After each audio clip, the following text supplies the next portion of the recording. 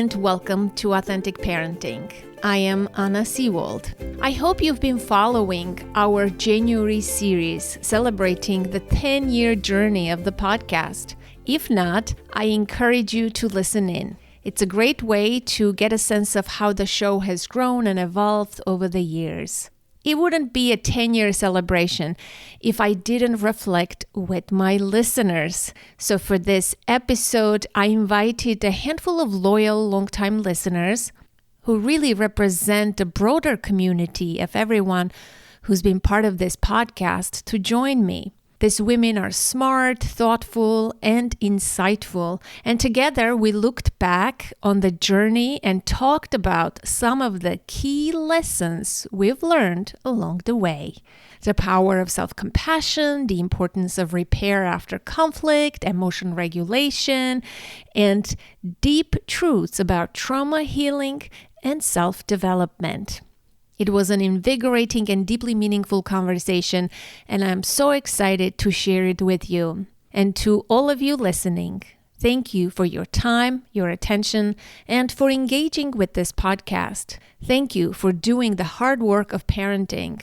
Together, we can break cycles and create a more peaceful, kind, and compassionate world. Hi, everyone. Hi, Marcy. Hi. This is so nice to see everyone. This is always tricky to invite people to coordinate such things. I always have grand ideas, but I am poor on execution of my ideas. I disagree. You're executing it right now. Yeah. No, I appreciate you coming.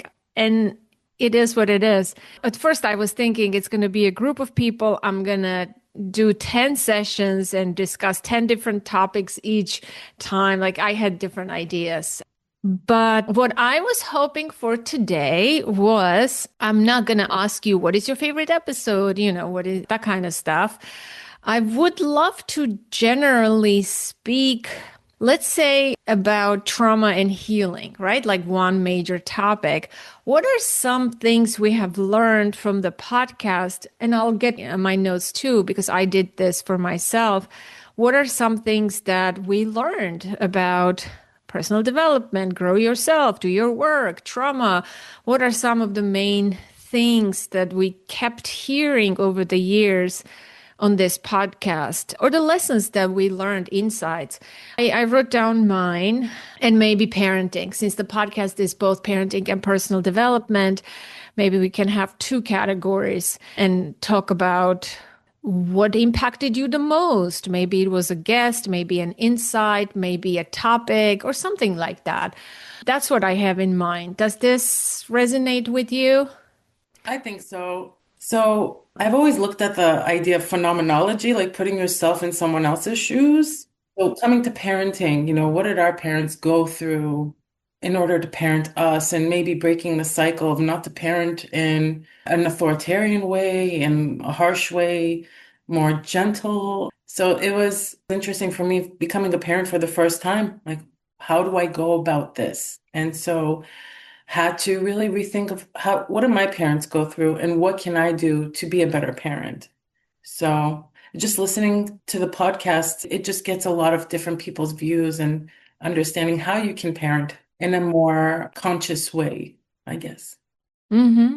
Been very helpful. Thank you. Yeah, you're very welcome. I'm glad that's a consistent message that comes through. I don't even know where to begin. There's so much that I have learned through all of your podcasts, so many amazing people that you've interviewed. But throughout the years, I think the biggest thing I've learned is compassion for myself and my kids and my own parents, and realizing they did the best that they could. And it's interesting with all of this growth that I have done, which that's the biggest thing I think needs to be highlighted, where before I would say, my kid is doing this, why is my daughter doing that? I needed to work on myself as a person, as a parent, and not put all these expectations on my kids. And what I've learned is I've been able to forgive like myself for not being the parent I wanted to be. And I'm so happy with the parent that I am still becoming, and that kids are so forgiving. I've had conversations with my older daughter because I would say things to her like, "You're 11 years old. Why are you acting like that?" And we've talked about that, and I've apologized. And she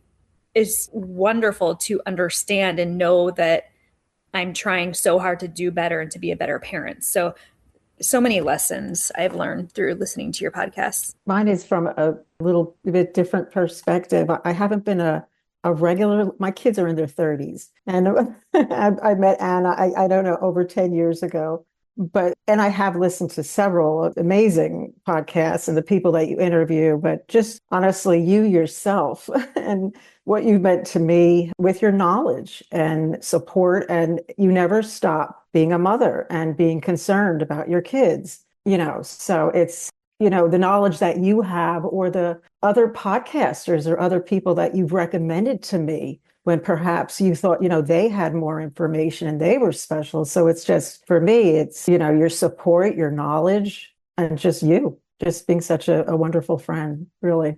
Oh, thank you, Marcy. It means a lot that you came to support me. You didn't have to, for sure. But you're right. Parenting never stops. Like, personally, having grown children, that's for sure. It's forever. I wrote down some ideas about trauma specifically and just bullet points. It's not a life sentence. Healing is not linear.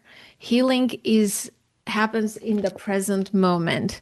Healing is possible by giving our children what we didn't have or get is healing. Owning his story is powerful. Like that. Those are some ideas I learned from the podcast about trauma and healing. How about you, Colleen? Yeah, the note I wrote for trauma and healing was that it's not bad. It's whether you've understood and processed it. And that's been kind of the revelation for me in a lot of ways. I was in a car accident with my daughter, and my brain immediately went to, oh, great, now I've given this trauma to my child. I started spinning up with those kind of thoughts. And I took a moment, and it was, no, it's whether or not she's able to process and understand this.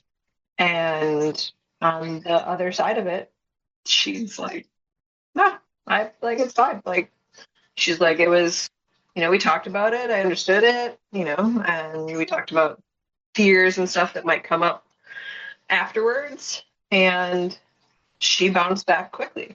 And then what I forgot is I wasn't doing that for me. And so then, several months later, I had it creeping back up when I was a passenger with other people. And so it really made me have to circle back to myself and, process that for my own healing. I had done a good job of making sure that my child had that stuff, but I didn't do it for her or for myself. And so that's kind of really what trauma has stood out for, because I think it gets a bad rap, and rightfully so. But I think if you understand that there's a key that can help unlock it, so it's not just, like you said, a sentence that you have to be stuck with forever. Yeah. Yeah, that's empowering message for sure. I was trying to distill like 10 lessons because it's the 10th anniversary. What are some main things that I learned in order to be an effective parent? What are some things that are necessary, let's say? I think one of the things was the trauma, right? Doing your own work and understanding how your upbringing shaped you and how was your childhood, and just having space and a witness to process that. I think that's important. Then I have written down the second one, a radical acceptance. I think we've talked about this a lot on the podcast. I feel like this is a skill and it's important to cultivate as a parent or just as a person, not to resist to things that are happening in our life, but developing this radical acceptance And not like saying I'm a doormat, let people walk all over me, or not in a passive way, but when you accept radically, then you can change things. Then you become an agent of change. Then you understand things better.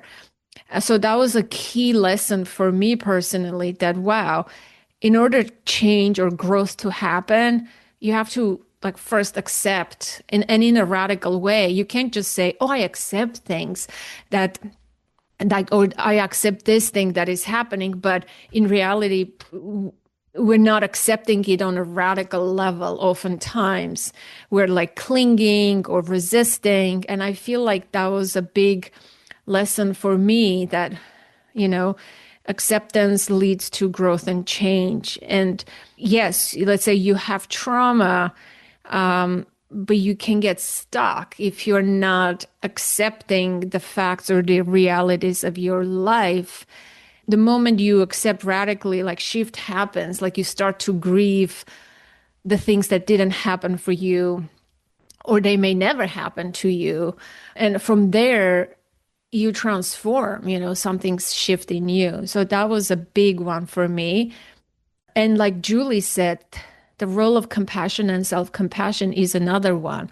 I've interviewed so many people on stress and burnout and all of those other topics, but I feel like the main thing as a parent, the most critical skill you can cultivate is compassion and self-compassion.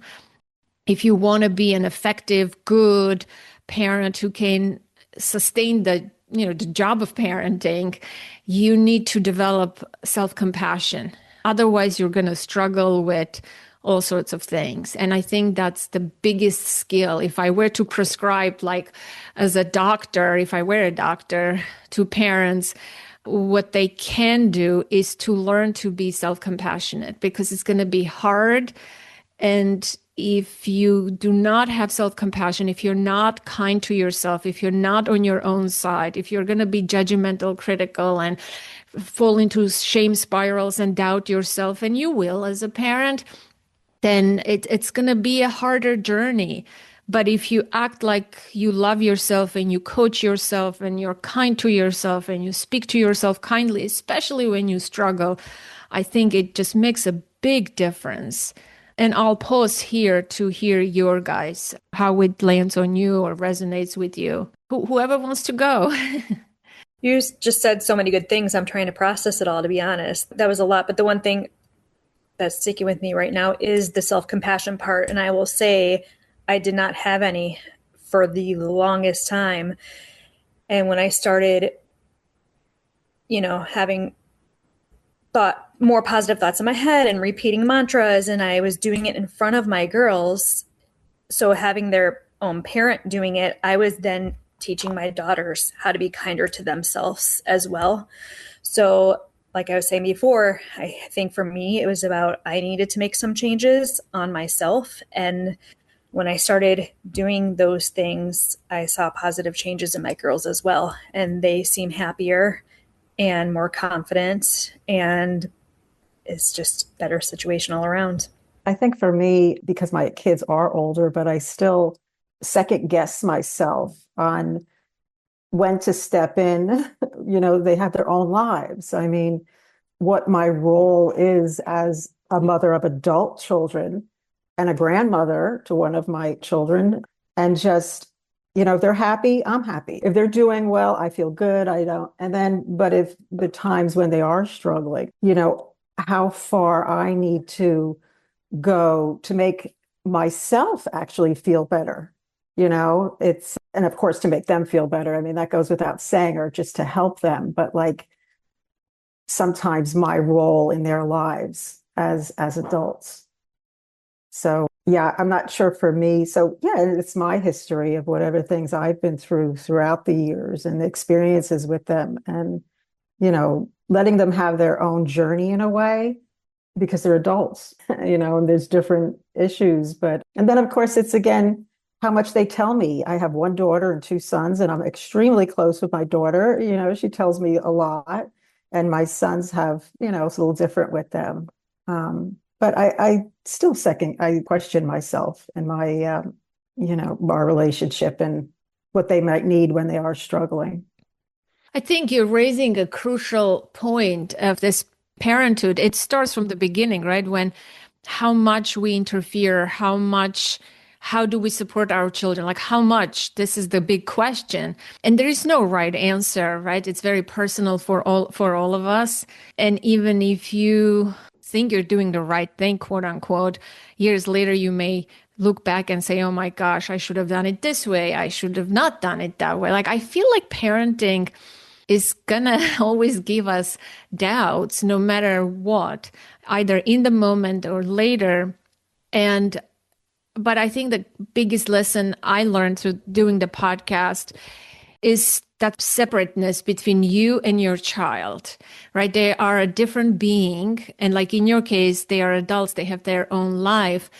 But parenting is kind of interesting because we are raising them. We need to be involved. We need to talk to them, support them. Even when they are adults, we still have relationships. Like, where is that line? Right. And when they're younger, it's easier to, well, it's not easy to draw the line, but it's a lot healthier to, I think, get to the point that this is me, this is my history, these are my emotions, and my child is a separate entity. The earlier that you make that distinction in your parenting journey, the better. Then you're not enmeshed and things are not so hard. You can see them, you can see their feelings, but it's not always easy, right? It's not easy to do. But I think one of the biggest lessons that I learned from the podcast is you're a separate being as a parent. And if you can cultivate your own life, your own happiness, work on your own things, and, take care of your own feelings and triggers and see your children as separate and not mix all of this together, then it will be a lot easier. But then you're raising another question, Marcy, is like when they're like, how much do you help them? How much do you interfere? And so I guess parenting is a difficult thing. It's never clear cut. We will never know, but self-compassion can help us in those moments. When we mess up or when we don't know and we doubt ourselves, we can be kind instead of saying, well, you're an idiot. What kind of a mother you are? Like you're ruining your kids, you're damaging your kids. A lot of moms have that kind of narrative in their mind. They're like, I messed up my kids already. I gave them trauma. I gave them this. But it's like, no, you have to learn to be kind towards yourself. Because no matter what, like we cannot guarantee an outcome.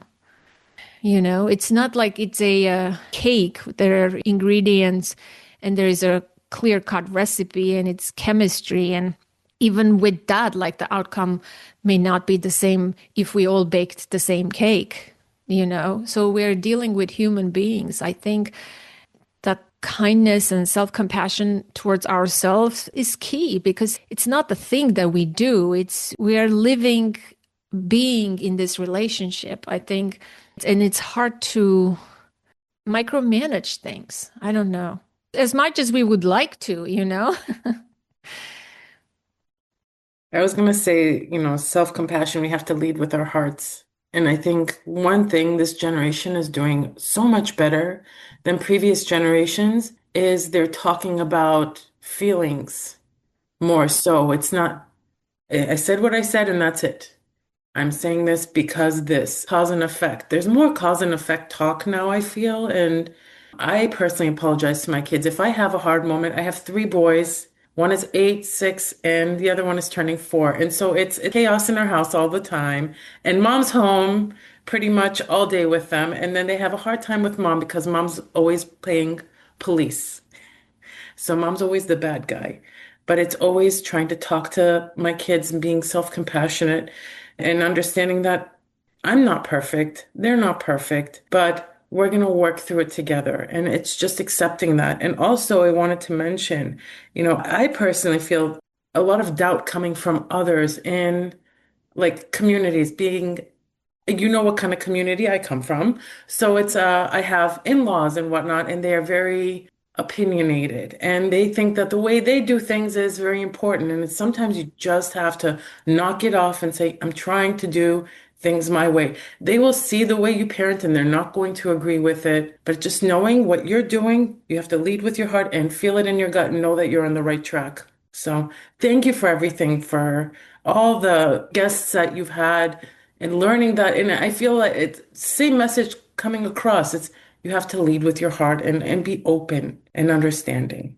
Yeah, you're highlighting three other things that I wrote in my notebook. I indicated, like, if I were to distill to 10 crucial skills that parents need, one of them is repair. And I'm sure Colleen will agree with me. She's the queen of relationships. She's very good at relational advice. Repair and self-regulation. I think it's a big one. Emotional regulation, your own emotional regulation as a parent, and learning how to repair with your children. And the other one that is coming through what you're saying is the knowing who you are at your core values.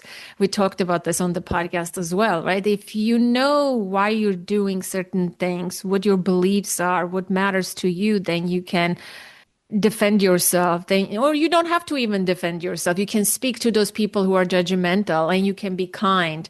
You can't control them. But if you have conviction in how you want to parent, and it's rooted in your core values, then you're strong.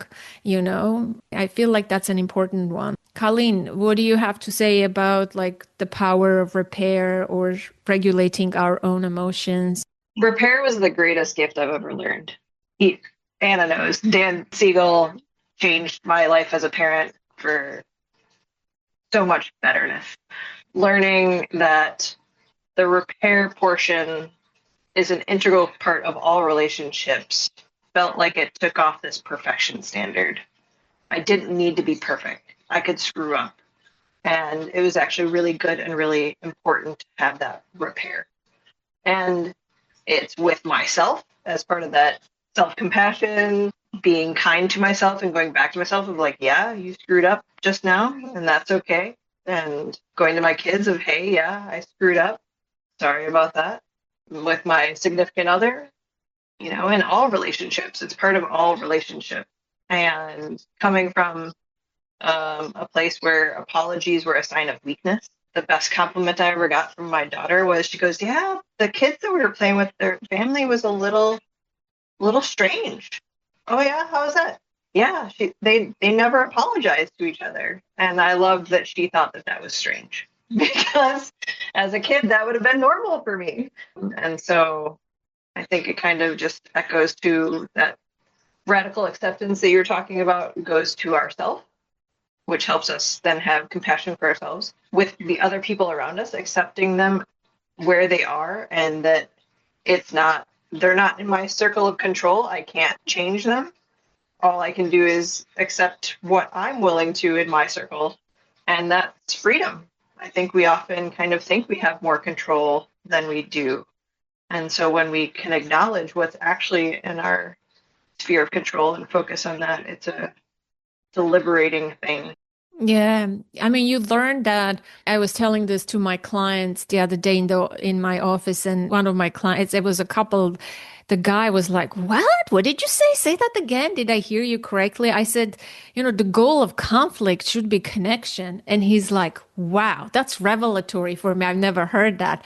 I'm like, what do you think is the goal of conflict? And that was so good because I learned so much from the podcast about not being afraid of conflict.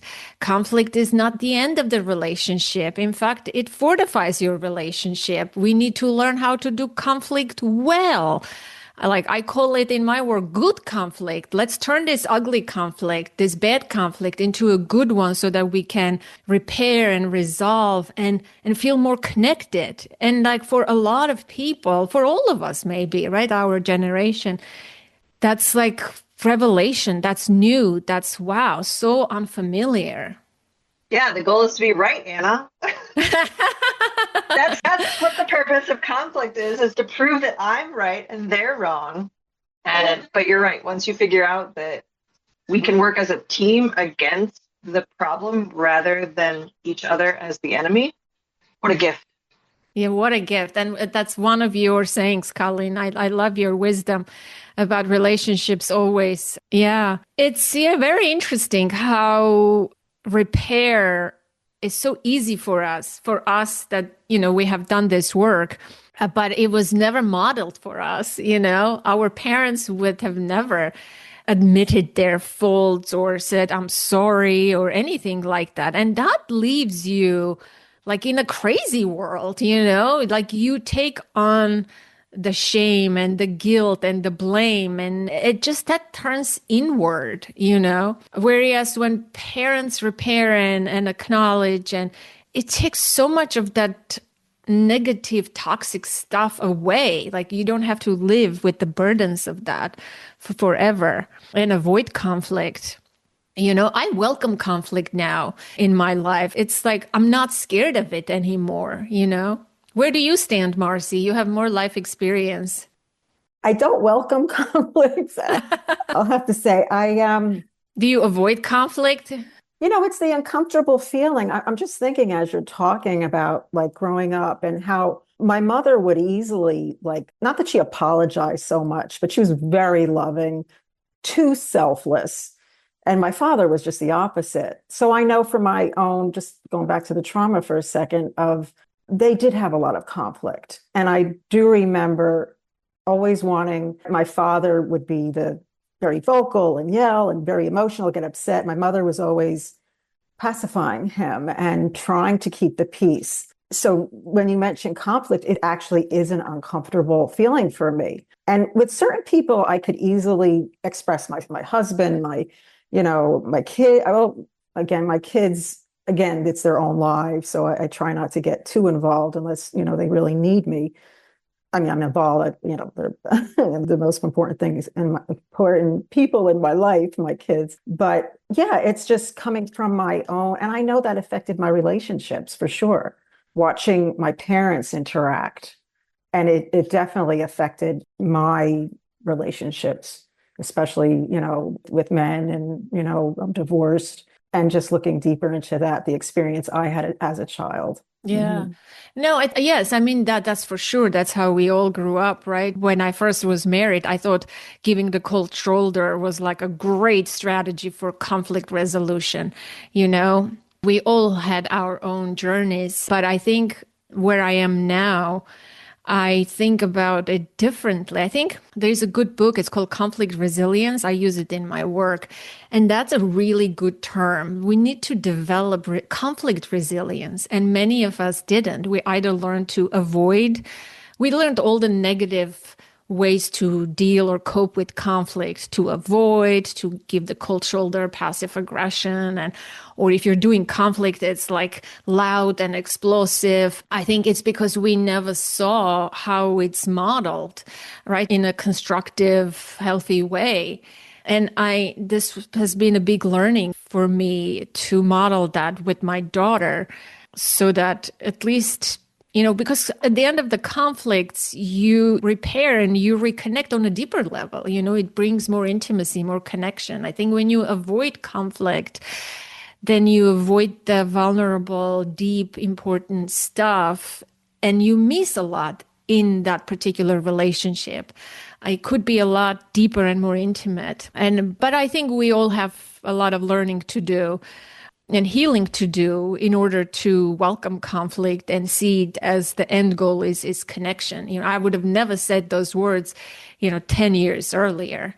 I thought being silent and punishing the other person silently, not doing their laundry was a good strategy. Or when you do something and you slam it loudly so that the other person can hear that you're mad at something, whereas they have zero idea what you're doing. I mean, that's ridiculous. How we do conflict immaturely. I remember one day I wasn't speaking to my husband for a few days, and my daughter was young enough. She said, Mom, good job, Mom. You've been not talking to Dad for like 3 days. And I'm like, oh my gosh, what am I doing? What am I teaching? That was that wake up call for me. I said, I don't want to pass on all this stuff that I learned from my mother, my grandmother, from everyone. This is horrible. That is too funny, isn't it? She's like, great job, mom. That is hilarious. Yeah, I think we do what we were taught. I was raised in a hectic household with lots of fighting and no accountability, no repair, no apologies. I always felt like everything was my fault. My husband's family avoided problems. There were no problems. Everything was fine. So the two of us together, the anxious avoidant attachment style, and Magical thinking, la la la. magic. But there's a reason that we came together to help heal each other's wounds, right? But learning how to have these conflict resolutions has been the hardest thing. One of the hardest things I've had to do in my life. It's uncomfortable. It's scary. It's so scary. But when and I'm in the middle of it right now, like we're learning it, we're doing it. And what you said, Anna, like the connection afterwards, because then our girls are seeing it and then we're able to do it more with our daughters. And I am feeling so much closer with everybody. But it's scary and it's hard when you don't know how to do it and you don't have the tools. So having the right experts to assist you is very helpful. Yeah, for sure. I think it's one of the most important parenting skills, for sure. It's to learn to do repair. It's scary, but it's humbling, but it's an important one because we want our children to have better relationships, in their lives. We don't want to pass on the unhealed stuff. I had one thing to add to that. I love seeing what kids can grow up into. We've talked about it, I think, a little bit of, I've had to do a lot of work to get to where I am, but my kids don't have my baggage. They've got their own stuff, but their stuff they got lightened. They didn't have all that crap put in their backpack that they're trying to carry up that hill. And so my daughter had a call with a friend, and the friend's like, I don't know if you noticed, but I was silent for a little while there. If I'm silent, that means I'm mad and you need to figure out what's going on. And my daughter was like, no. She's like, that's not how that's going to work. If you're upset with something, you tell me, we'll talk about it. We'll figure it out. And the friend was like, I don't know that I can do that. And my daughter's like, well, I am not signing up to read tea leaves. She's like, this is a young teenager who's saying, no, you own you, I own me, and we'll talk about it. And so it's just, I don't know. I'm really excited for I joke that they're going to kind of drag me along because they're going to fly past me because they don't have all this stuff still in their backpack. But it's just really fun to kind of see. And there are lots of times that my teenagers highlight stuff and it's like, yeah, that actually is a way better way to approach this. Thank you for pointing that out.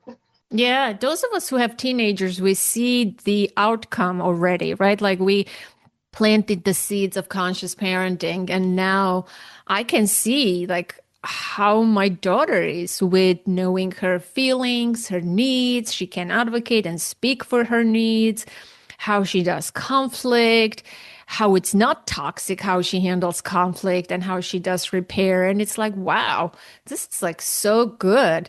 We didn't have any of that when we were growing up. It's exciting that and Lily, to your point, our kids, are more emotionally aware, right? They are than us. It's amazing to see our kids and people who have younger kids. It's hard to see the light at the end of the tunnel. Parenting is hard, but if you stay true to your values and to conscious parenting and, not punish your kids and do the way, this trauma-informed parenting way, it's so much better. It's better for everyone. I was gonna say it's also, our parents are all from a different generation, but also they came through like my parents lived through communism. There were so many things they couldn't do, and they were restricted by their government. And if you did something, your neighbor was gonna tell on you, and something could happen to your family. So I understand why they held so much in. Marcy, like your parents, like my mom, never a problem. She always kept her mouth shut. My dad was a very vocal person. So now I understand also where both of them are coming from because I'm analyzing them all the time. My mom's no longer with me, but I'm always analyzing because I don't have her in this journey to ask her, hey, how can I parent? I have to think about what my mom could have done or what she did and why she did it this way. And don't be so hard on yourself. You're doing a good job.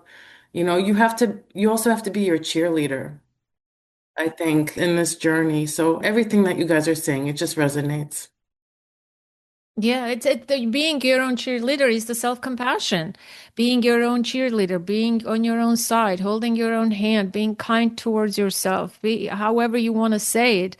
And even if you embody and envision your mom is that voice of self-compassion for you, that's also helpful. However you practice self-compassion, I think it's the biggest skill for parents.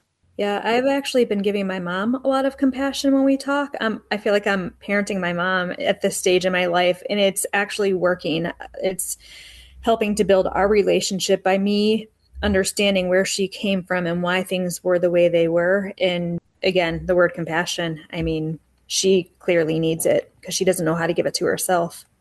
Yeah, I mean, that's one of the themes of the podcast, right? We learned to have understanding and compassion for our parents and who they were as people, what their traumas were, what their upbringing was, to understand and develop compassion. It could be hard. A lot of people struggle with that. They're like, no, they hurt me and I'm never going to accept my parents. And I think that's why we do the healing work, so that our life will be better if we're stuck in old patterns. And a couple of episodes come to mind, particularly, Marcy, you were there with Daniel Mate when we did the live event, Upgrade Your Relationship with Your Parents. I think is that episode, that live event, and the things that followed opened my eyes even more. And a few conversations I had with Nina Mangendre, this other guest who became a friend, accepting your parents, understanding them. I'm not saying, I'm not one of those people who says, forgive your parents for what they have done, because no, you don't have to forgive them sometimes. If you can, that's great, but sometimes it's unforgivable. But can you accept? Can you have some understanding of their story, of their background, of their history? Can you have compassion? I think it's important, because then that's your lineage. That's who you are. That's your roots. If you're not giving them compassion, and like in some ways, then your healing is incomplete. I feel like this, well, what I've been thinking a lot is, in 10 years of doing this podcast, I learned one thing, that we take this healing, do your own work, personal development, self-development, self, optimize yourself, maximize yourself, your body, put boundaries, cut people off, your family, cut them off. I feel like that message gets across way too loud in our culture. And what we don't hear is repair with your parents, be kind to your parents, understand your parents, be kind to other people, stop doing self-work, maybe start orienting towards others a little bit. Because when we are self-centered and we're doing our own work, constantly working and repairing and fixing ourselves, we become a project, and life goes by and we never live fully because we're busy repairing and fixing ourselves, doing work on ourselves. Meanwhile, we cut off people, we disconnected from people, and we have to heal in relationships, And that's why there's a loneliness epidemic, because the emphasis is on the self. On social media, everybody's talking about, you have to do your own work, you have to do this. And what I don't hear is do something for others, spend time with others, invite people to your home, give to others, do things with others and for others. That message never gets across. And we know that the biggest predictor of happiness is doing things for other people, our relationships, and I feel like there's an epidemic of loneliness and unhappiness, whereas the solution could be so simple. But people are so busy looking at themselves, like the self, in isolation, that we forgot what life is all about. Why are we doing this work? If we are, I don't know. I have a lot to say about this, but this is one big message that I'm going to be promoting big time writing and talking about on the podcast that it's important to be other oriented. Stop this obsession with self. It's damaging us, you know? I think it's when you get stuck in that step. I think you have to start with going inward and figuring out what's going on inside. I think a lot of us have to figure out how to actually connect with ourselves because we are so disconnected that you can't connect with somebody else if you are disconnected with yourself. But then you have to go a step past that and start relating with other people. The thing that I have appreciated so much from your community, Anna, is that you have done that. It takes a village. You have to be a member, which I think is starting to kind of come across with more and more people of you have to be a villager. And so what does that mean? That means jumping on parenting calls with Anna and friends that I've made across the country because you started, this thing. And the amount of questions and topics that we have talked about as a group about issues with ourselves, issues with our parents, issues with our kids. And we've talked through it together because you do it in community. And that's, I think, how you really can grow. And I think that makes it go exponentially faster. And so I agree with you. I mean, I think there's still a lot of value in self-reflection and figuring out your own crap, but not getting stuck in there. Yeah, the culture has emphasized it so much that people like it's became this extreme thing now, where people question their marriages. People question. It's like.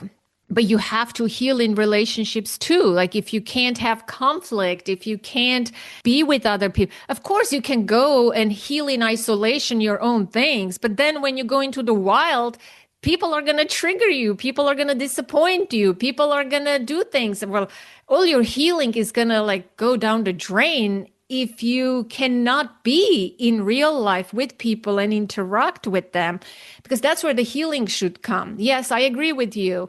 The reflection and awareness and meditation, all of those things and the tools we develop, alone in solo work is important. But then the actual work has to be with people, and you have to have communities who support you and uplift you and guide you, and you have a landing space, But I feel like the cultural message out there is just for the self.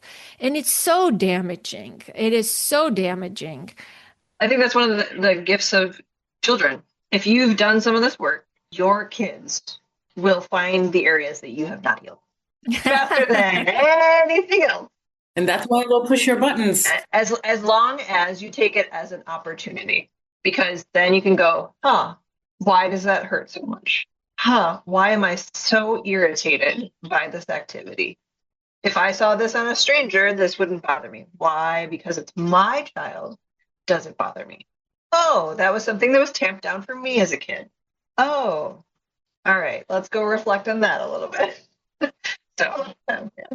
I was so stuck many years ago, I think when my oldest was in junior high, and it's because she was triggering and bringing out so much in me from my childhood that was never healed. So I was in that stuck place for years. I didn't know how to get out, and being on the other side is incredible, but being in that stuck place is awful. So it was the community here. It was the weekly group calls, especially during the pandemic, talking with other parents and being able to work through these things with the community.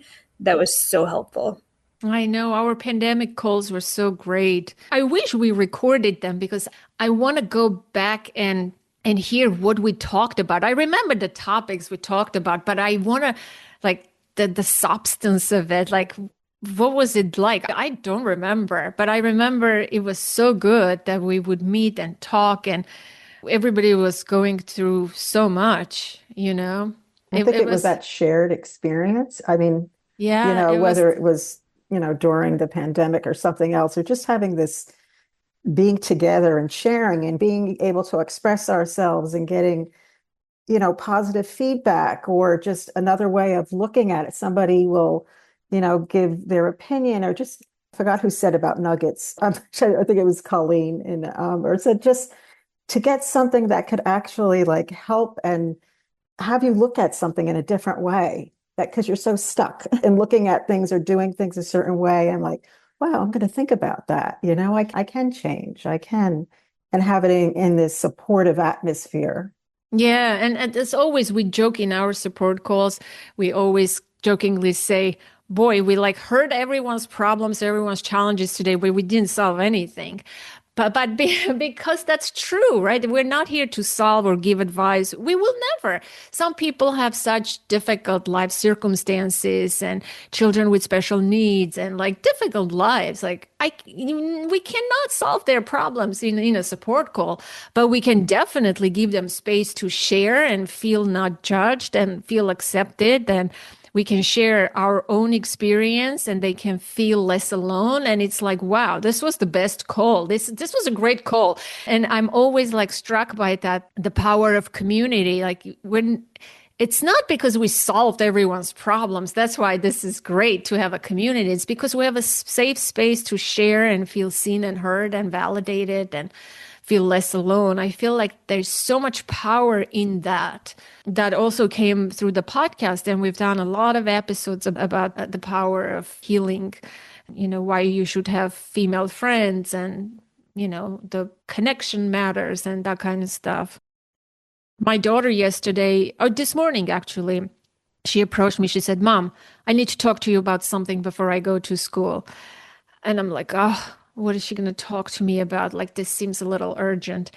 And I remembered our support calls, I said, do you want my advice or do you want me just to listen to this? And she said, no, I really need your advice. What shall I do? I'm like, I learned this from my community. It's so simple, but it's true because sometimes we just jump into advice and no one wants to hear your advice unless they ask for it, But yeah. So thank you guys for making me a better person and a better parent. I want to throw another topic that has been big for me. We've talked about anxiety on the podcast quite a bit, and I am planning on doing like a compilation episodes from all the anxiety related topics that I've done with different experts. I want to pull the best clips and put them in one place for my own sake too, to see like what I learned. But I've been reflecting that, this podcast has changed. Several episodes I posted yesterday in the group have changed my life. And it's not like an exaggeration. And a few of them are anxiety related. I'm curious if you have listened to anxiety related topics. Were they helpful? Where do you stand? I think that's another important learning for me. If we change our relationship with anxiety, then, our life shifts. The one with the author of Panic Proof, I think, was one of my absolute favorites. Oh, I've forgotten about that. Thank you. Yeah, I've totally forgotten about that. Yep. Because her whole book, which you graciously sent me after you finished reading it, is just full of what to do. Like she does a great job of explaining why and what. And that's great. It's good to know where it's all coming from. But in the moment, I want to know, how do I override this panic? And fantastic. Yeah, I had forgotten about that episode. Oh my gosh. For me, I think the biggest one was Ellen Vora. She talks about two types of anxieties, and I won't go into detail, but I think that was so like, wow, mind blowing for me. And I looked at my health issues and I understood so much and changed my life from there, my habits and eating and everything. And I knew what to ask at my doctor's appointment. And so that was big. Then anxiety with Samir Chopra, it just blew my mind. I became less anxious about feeling anxious and having anxiety. And I just understood that this is part of the human condition. And that's it. That was also mind blowing. And then another one we did with, I can't remember her name, unfortunately. It's also on anxiety. I first had resistance to it, but then it also changed my mind. I will do this compilation episode one day about anxiety. I feel like when you change your understanding and relationship with anxiety, a lot can change in your life. You don't have to feel anxious. You don't have to think it's a pathology or it's a problem or it's a disorder. You have a disorder. Everybody has anxiety. It's normal. Why it's normal. Listen to those episodes and you'll understand a lot. And you can relax about feeling anxious. And like Colleen says, you can listen to that episode. There's so many concrete tools you can do to ease the anxiety that whenever you experience. One of the takeaways with Samir Chopra for me was you have to make the anxiety, if you feel anxiety, you want to concretize it to a fear and make it sort of more palatable, chewable, so that you can do something about it. I remember that. Yeah.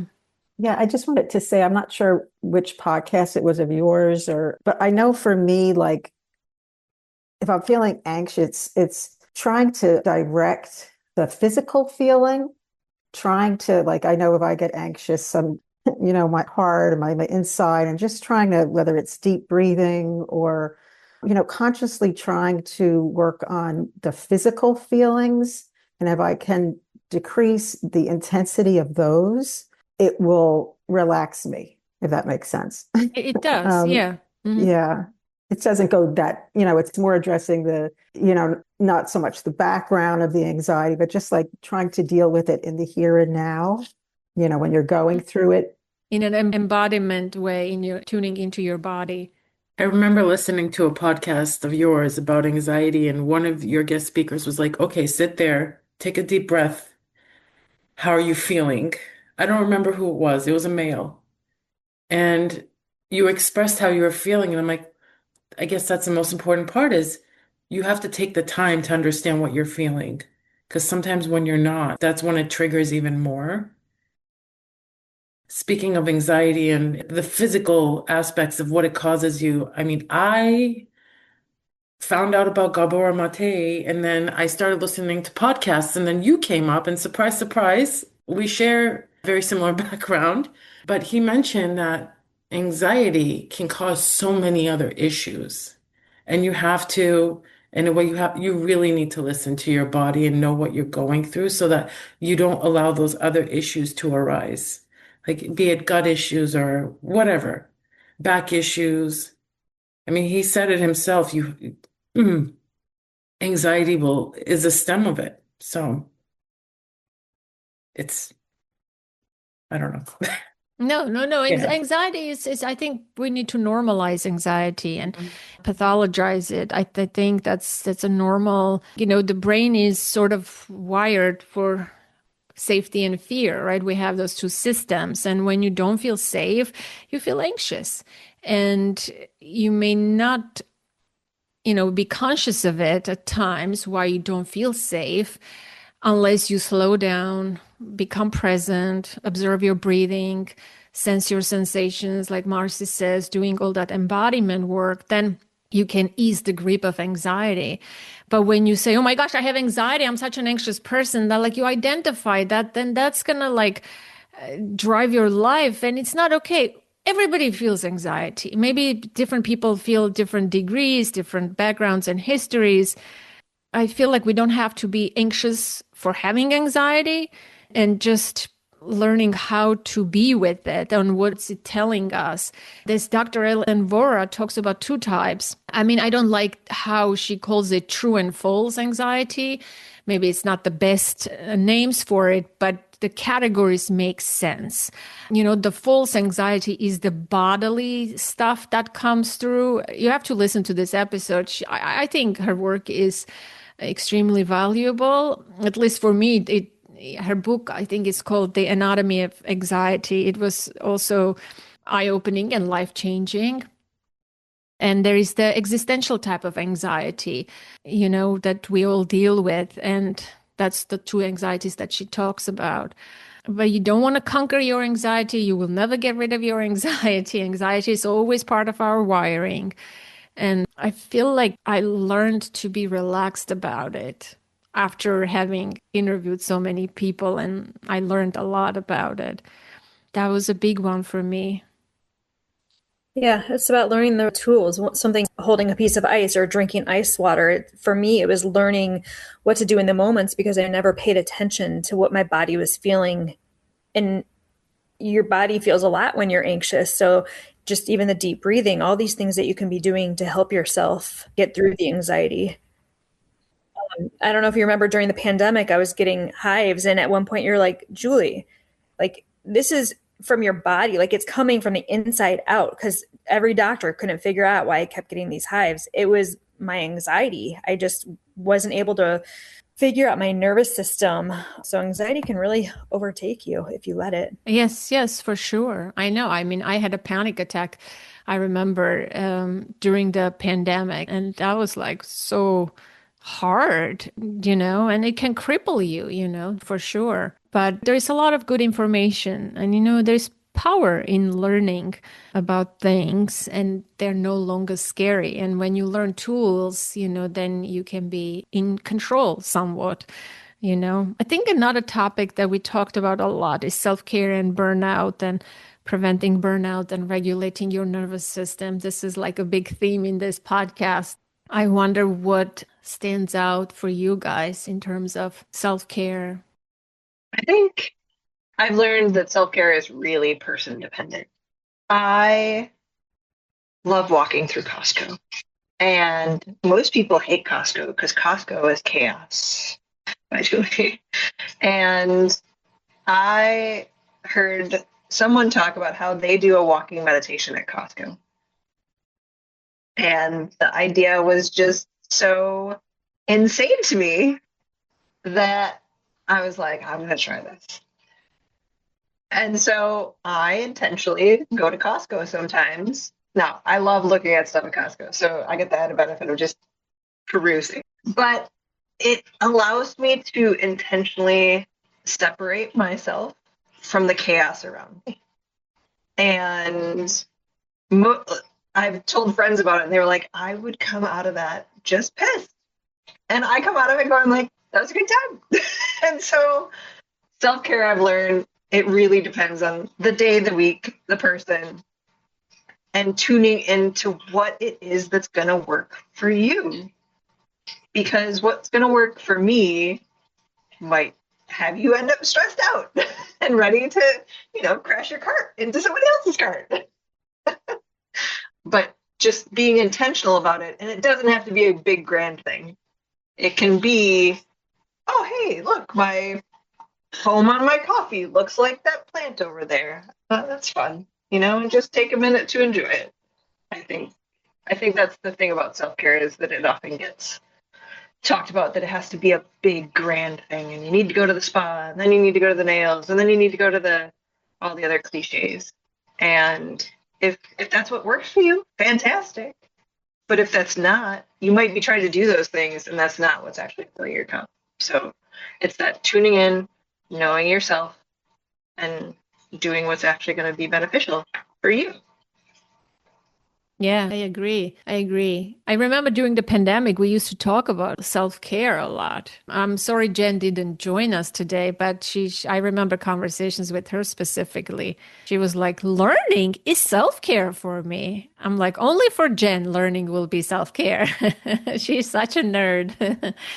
Yeah. Well, anything that you want to share that I didn't ask, or I asked specific things, obviously, but is there anything you want to share from your heart about celebrating the 10-year anniversary? I know you have not been listeners for 10 years. That would be insane if you were. But there are listeners like that who are still there. I'm not sure if they still listen to all the episodes or whatever, but they are still in our community and they are still in touch with me, which is like, wow. I think I'm at 7. Yeah, that's pretty amazing. Yeah. There you go. I would just like to say thank you for the wealth of knowledge that you have put out into the world freely. It's free to go and find. And so parenting is a hard job, and having the access to all the content that you have created is a gift. So thank you. Thank you. Thank you for listening. Yeah.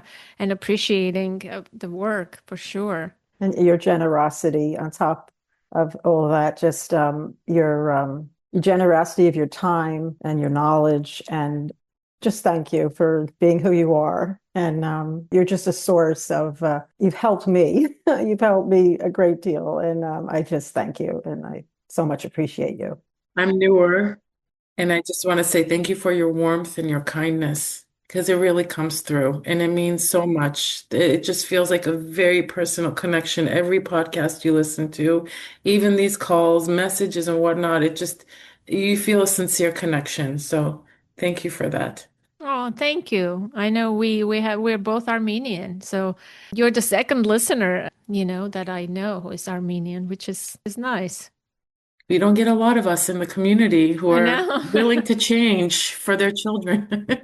Do you want to know the funniest thing that happened recently? A male listener of my podcast, I will not mention his name, obviously, but I will read his message, what he said to me. It just made me feel happy and I smiled. And I'm like, this is what this podcast is all about. He asked me a question if I can find a woman, because he's a single dad. Here is what he asked me. He said, you have to help me find an emotionally healthy parent as partner for me. The qualification is she has to heard and understood and absorbed all of your podcasts. I'm like, this is a good qualification now for dating. I'm obviously it's a joke, but it's like, it touched me so much that yes, we are looking for this now. It was funny. Yeah, you guys helped me. The podcast helped me. It's been an incredible journey. I don't know if you followed the month of January, all the episodes that I've been releasing, and I've been listening back and reflecting, and it's been like, wow, quite a journey, I have to say. I am going to end the series with the very first episode of the podcast that has been lost, and you will hear how I sounded, what topic I covered on the very first episode of the Authentic Parenting podcast. And I'm like, wow, this is eye-opening. This topic is still relevant, and this is how I started the podcast.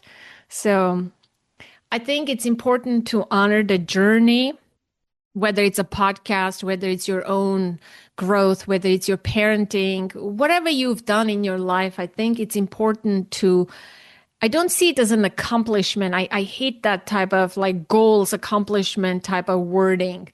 I see it as a journey, as an experience, as a process of doing the podcast for 10 years. And I think it's important to pause and reflect and say what I've learned, what I've done, how it's been for me. And I want people to learn from that and do that in their own life. I mean, how often do we get to pause and slow down and take stock of our life and relationships and things like that? Like you can apply that to anything you want and not gloss it over, because it's hard and you're doing it. And I think it's a self-compassionate act, kindness, self-kindness to acknowledge yourself and your journey and your humble beginnings and where you are now and how, I did this for me as an act of self-kindness, not a selfishness, like, wow, yay, look at me, I accomplished 10 years.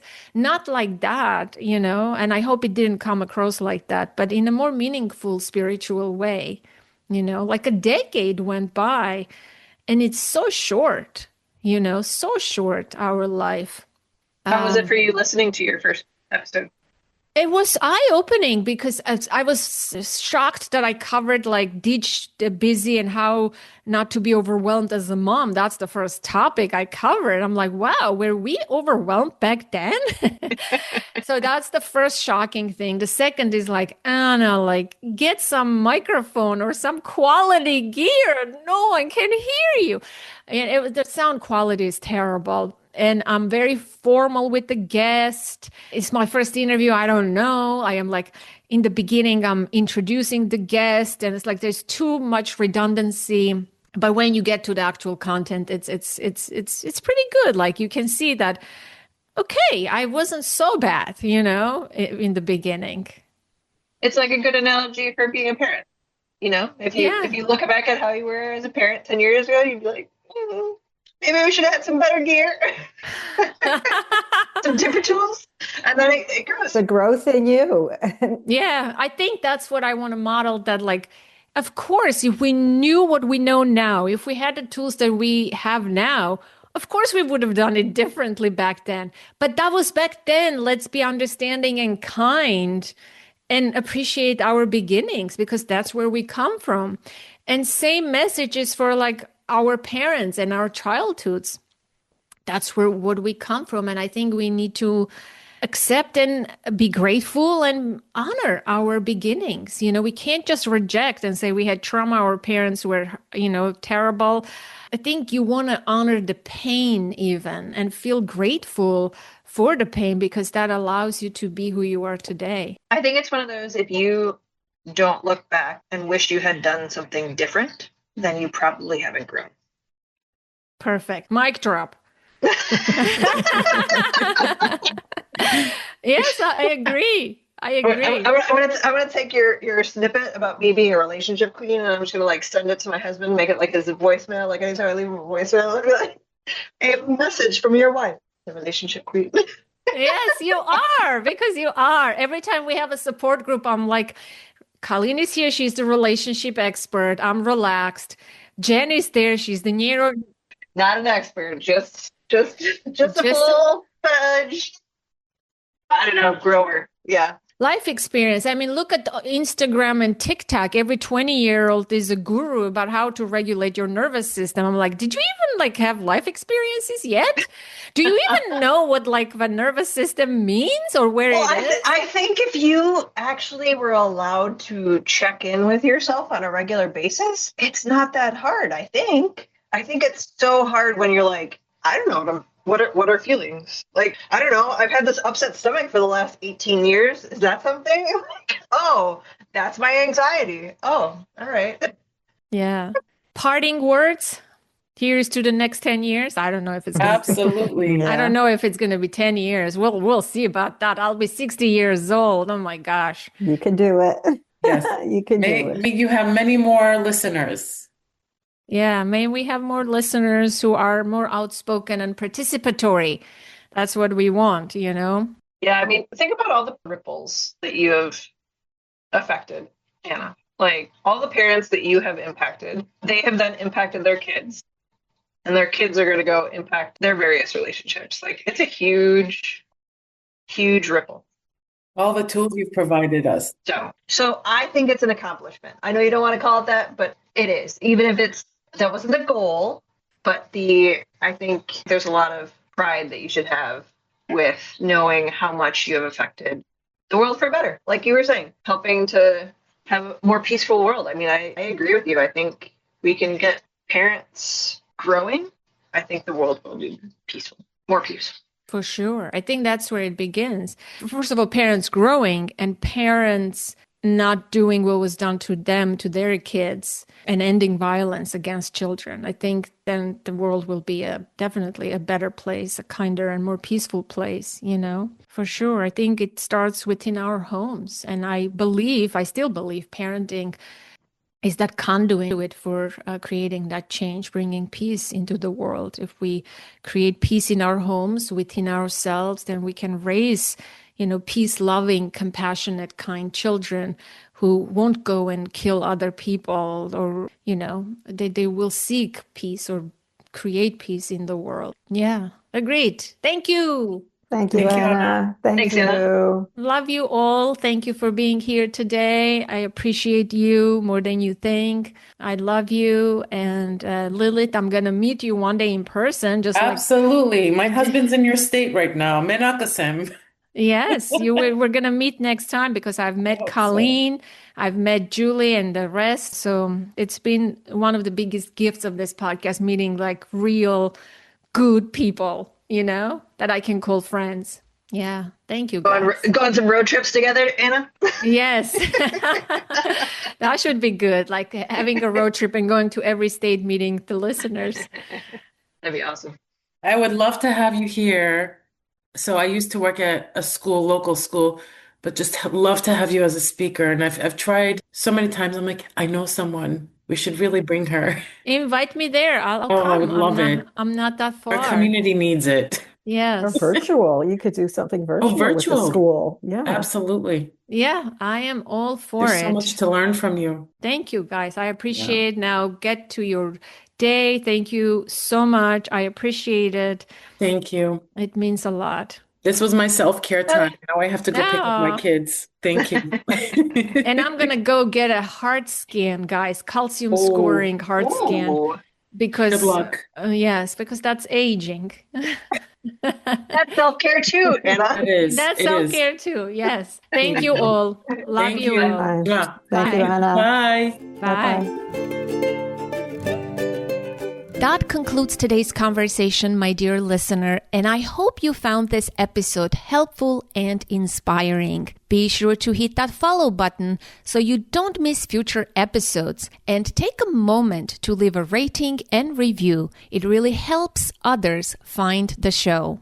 I would love to hear your thoughts and takeaways. Join the conversation in the Authentic Parenting Facebook group or visit the contact page at authenticparenting.com/contact to get in touch. Authentic Parenting is an ad-free show, and your donations is what makes this podcast possible. Support the show by visiting authenticparenting.com/support or becoming a patron at patreon.com.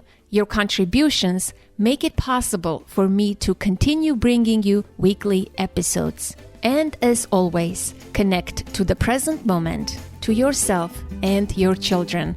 Until next week, I am Anna Seawold. Thank you so much for listening.